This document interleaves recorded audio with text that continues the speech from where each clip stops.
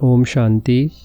आज की अव्यक्त मुरली का सार, दिल से मेरा बाबा कहो और सर्व अविनाशी खजानों के मालिक बन, बेफिक्र बादशाह बनो। सुनते हैं मुख्य पॉइंट्स। पहली पॉइंट, आज भाग्य विधाता बाप दादा अपने सर्व बच्चों के मस्तक बीच भाग्य की रेखाएं देख रहे हैं। हरेक के नयनों में स्नेह और शक्ति की रेखा देख रहे हैं।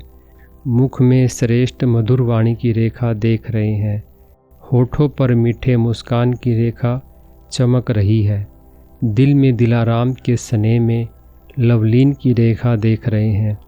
हाथों में सदा सर्व खजानों के संपन्नता की रेखा देख रहे हैं।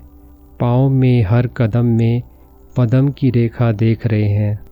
ऐसा श्रेष्ठ भाग्य सारे कल्प में किसी का भी नहीं होता जो आप बच्चों को इस संगम युग में भाग्य प्राप्त हुआ है। ऐसा अपना भाग्य अनुभव करते हो। दूसरी पॉइंट, यह संगम युग का भाग्य अविनाशी भाग्य हो जाता। क्यों? अविनाशी बाप द्वारा अविनाशी भाग्य प्राप्त हुआ है, लेकिन प्राप्त इस संगम पर ही होता है। इस संगम युग पर ही अनुभूति करते हो। यह विशेष संगम युग की प्राप्ति अति श्रेष्ठ है। तो ऐसे श्रेष्ठ भाग्य का अनुभव सदा इमर्ज रहता है या कभी मर्ज कभी इमर्ज रहता है। और पुरुषार्थ क्या किया? इतने बड़े भाग्य की प्राप्ति के लिए पुरुषार्थ कितना सहज हुआ। सिर्फ दिल से जाना, माना और अपना बनाया। मेरा बाबा, मेरा मानना और अधिकारी बन जाना। तीसरी पॉइंट, अधिकार भी कितना बड़ा है। सोचो, कोई पूछे क्या क्या मिला है तो क्या कहेंगे? जो पाना था वह पा लिया।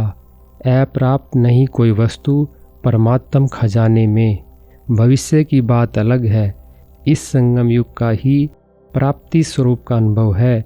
अगर संगम युग पर अनुभव नहीं किया तो भविष्य में भी नहीं हो सकता। क्यों?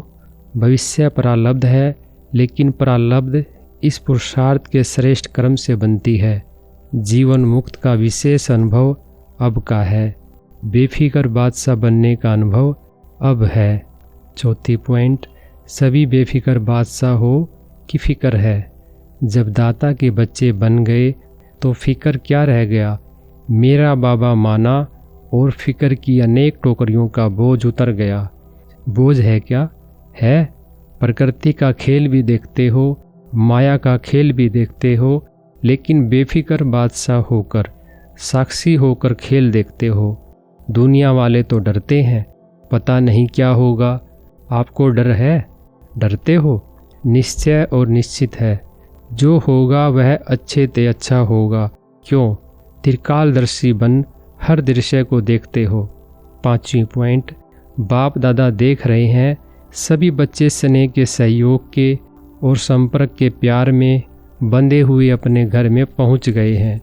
बाप दादा सभी स्नेही बच्चों को, सहयोगी बच्चों को, संपर्क वाले बच्चों को अपने अधिकार लेने के लिए अपने घर में पहुंचने की मुबारक दे रहे हैं। बाप दादा का प्यार बच्चों से ज़्यादा है या बच्चों का बाप दादा से ज़्यादा है? किसका है? बाप कहते बच्चों का ज़्यादा है। देखो, बच्चों का प्यार है तब तो कहाँ कहाँ से पहुँच गए हैं ना। लेकिन सबसे दूर से दूर कौन आया है? अमेरिका वाले दूर से आए हैं, लेकिन बाप दादा तो परमधाम से आया है। सबसे दूर देसी बाप दादा है। बच्चे याद करते और बाप हाजिर हो जाते हैं। छठी पॉइंट, अभी बाप बच्चों से चाहते हैं कि एक एक बच्चा स्वराज्य अधिकारी राजा हो। सभी राजा हो, स्वराज्य है। बाप दादा को बच्चों को देखकर प्यार आता है कि 63 जन्म बहुत मेहनत की है दुख शांति से दूर होने की। तो बाप यही चाहते हैं कि हर बच्चा अभी स्वराज्य अधिकारी बने, मन बुद्धि संस्कार का मालिक बने, राजा बने। जब चाहे, जहाँ चाहे, जैसे चाहे वैसे मन बुद्धि संस्कारों को परिवर्तन कर सके। टेंशन फ्री लाइफ का अनुभव सदा इमर्ज हो। सातवीं पॉइंट, बाप दादा देखते हैं कभी मर्ज भी हो जाता है। सोचते हैं यह नहीं करना है, यह राइट है, यह रोंग है, लेकिन सोचते हैं, स्वरूप में नहीं लाते हैं। सोचना माना मर्ज रहना, स्वरूप में लाना अर्थात इमर्ज होना। समय के लिए तो नहीं इंतज़ार कर रहे हो ना, कभी कभी करते हैं। रूरयान करते हैं ना, तो कई बच्चे कहते हैं समय आने पर ठीक हो जाएंगे। समय तो आपकी रचना है, आप तो मास्टर रचता हो ना, तो मास्टर रास्ता रचना के आधार पर नहीं चलते। 8वीं पॉइंट, 1 सेकंड में मन के मालिक बन मन को एकाग्र कर सकते हो। फुल स्टॉप लगा सकते हो कि लगाएंगे फुल स्टॉप और लग जाएगा क्वेश्चन मार्क। क्यों, क्या, कैसे, यह क्या, वह क्या, आश्चर्य की मात्रा भी नहीं। एक शब्द सिर्फ अभ्यास में लाओ। पॉइंट स्वरूप बनना है, वेस्ट को पॉइंट लगानी है और महावाक्य जो सुनते हो उस पॉइंट पर मनन करना है और कोई भी तकलीफ नहीं है। पॉइंट याद रखो, पॉइंट लगाओ, पॉइंट बन जाओ।